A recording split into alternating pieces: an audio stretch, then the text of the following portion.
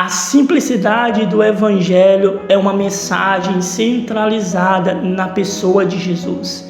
Viver a simplicidade do Evangelho é viver pela graça do Senhor, reconhecendo o que Jesus fez na cruz, resgatando-nos do pecado e da condenação e nos reconciliando com Deus. É viver nas boas obras pelos quais Deus criou para que nós pudéssemos andar, não para sermos salvos, mas para que através das nossas obras testificasse da nossa fé, da nossa mudança que ocorreu em nós por meio da graça, mostrando assim que nós somos novas criaturas em Cristo Jesus. A palavra do Senhor diz lá em 2 Coríntios, no capítulo 11, verso de número 3, o seguinte: temo que assim como a serpente, com a sua astúcia, enganou Eva, assim também a mente de vocês sejam corrompida e se afaste da simplicidade e a pureza devidas a Cristo. Este versículo mostra o temor de Paulo e um alerta para nossas vidas, para que nós não venhamos ter uma mente corrompida ao ponto de nós nos afastar da simplicidade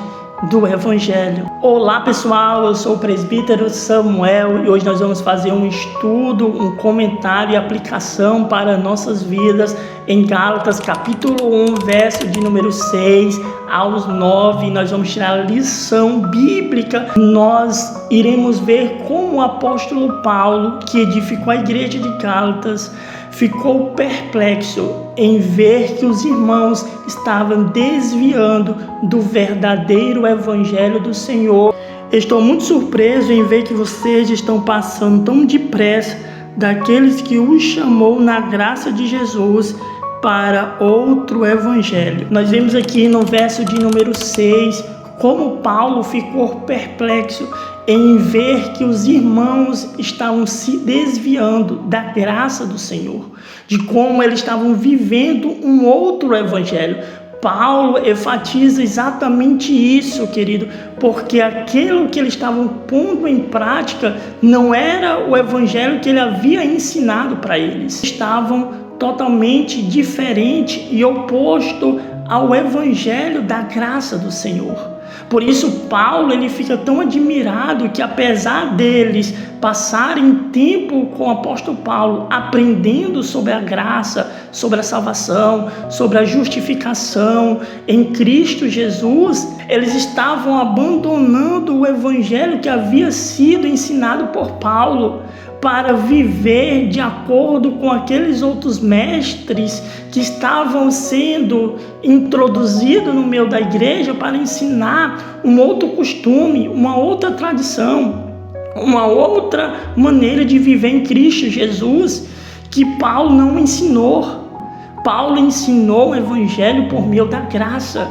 E aquilo que eles estavam aprendendo e colocando em práticas era um evangelho que foi ensinado para viver em torno da lei, das práticas e dos costumes judaicos, a qual já não era mais necessário o cristão gentil, que não era judeu, praticar estes costumes.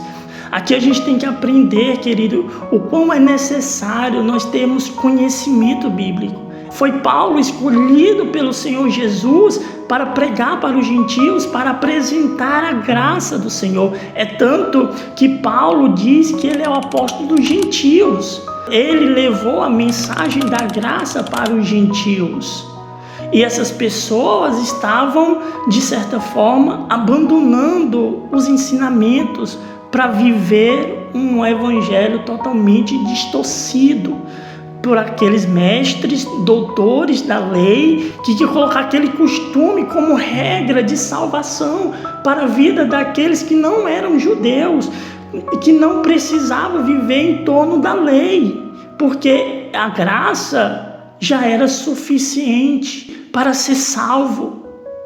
E aquelas pessoas estavam sendo tão influenciadas por esses ensinamentos que abandonaram o evangelho simples, o evangelho da graça, o evangelho da salvação, para se agarrar com o evangelho que tinha aparência de evangelho, mas que não era o verdadeiro evangelho do Senhor.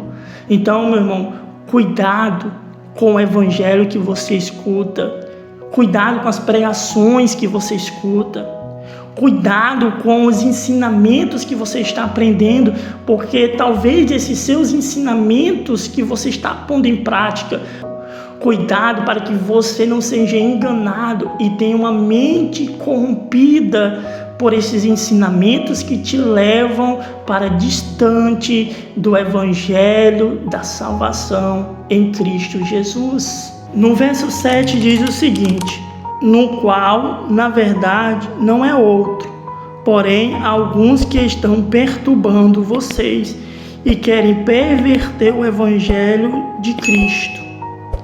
No verso número 7, Paulo fala sobre alguns homens que estavam introduzidos, infiltrados no meio dos irmãos para perverter o evangelho, para corromper o evangelho, para ensinar o evangelho de forma diferente daquilo que ele já pregou. Aquelas pessoas não estavam acrescentando no evangelho de Cristo, mas sim distorcendo o evangelho, e é por isso que Paulo fala que eles estavam perturbando. Eles falavam que a fé em Cristo não é suficiente, mas que eles deveriam praticar a lei e principalmente circuncisar, que isso era uma prática da lei mosaica. Eles estavam dizendo, em outras palavras, que era necessário aceitar a Jesus e praticar as obras da lei para ser salvo. Porém, Paulo via que não tinha essa necessidade de praticar a lei como parte da salvação, porque a salvação é por meio da fé em Cristo Jesus, é por meio da graça. Paulo via que a justificação do homem era exclusivamente pela fé e não pelas obras da lei. Paulo fala sobre a importância das obras do Senhor, mas não necessariamente para ser salvo, mas para testificar de um novo nascimento nas nossas vidas e de que nós somos novas criaturas em Cristo Jesus. As obras servem para realçar ainda mais o valor da graça de Deus em nossas vidas, mas a salvação ainda continua sendo pela graça e não pelas obras. Essas pessoas que estavam no meio daqueles irmãos estavam pervertendo o evangelho porque eles estavam acrescentando algo a mais, dizendo que a fé não era suficiente, que viver a liberdade da graça do Senhor não era suficiente e precisaria da lei, das obras para serem salvos.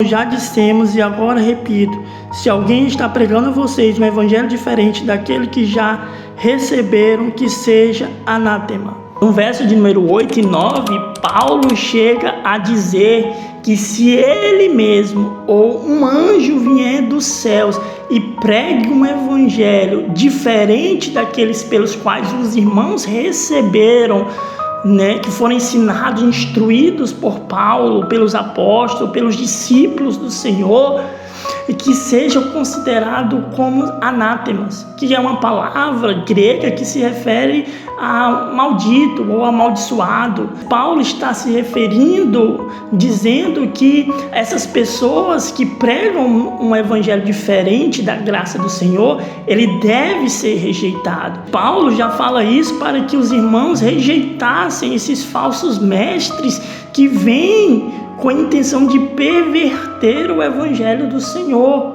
Nós cristãos hoje, na nossa atualidade, também devemos rejeitar todo ensinamento que corrompe o verdadeiro evangelho do Senhor. Nós devemos dizer não para os ensinamentos que nós ouvimos, que faz a gente viver longe da graça de Deus, que não transformam o nosso ser, que não faz a gente enxergar os nossos pecados. Nós devemos sim rejeitar esses ensinamentos, essas pregações de falsos pregadores, falsos mestres, de falsos profetas, que ensinam doutrinas e costumes humanos. E é por isso que Paulo vai orientar Timóteo e Tito para que eles guardem e ensinem a sã doutrina, e que eles deveriam fugir das fábulas, de ensinamentos, de costumes humanos e tradições humanas que não edificam a fé dos irmãos na graça do Senhor. Porque Paulo sabia que esse tipo de ensinamento corrompem o Evangelho. Paulo já instrui Timóteo e Tito para que eles pudessem não somente guardar em seu coração a palavra do Senhor, mas também ensinar a sã doutrina. Mas nós, nos dias atuais que nós estamos vivendo hoje, achamos normal ouvir os tipos de mensagens egocêntricas, de triunfalismo, de determinismo, de milagres, de profecias para lá e para cá, como isso fazesse parte do Evangelho de Jesus. E cadê a mensagem de arrependimento? Cadê a mensagem de mudança de vida?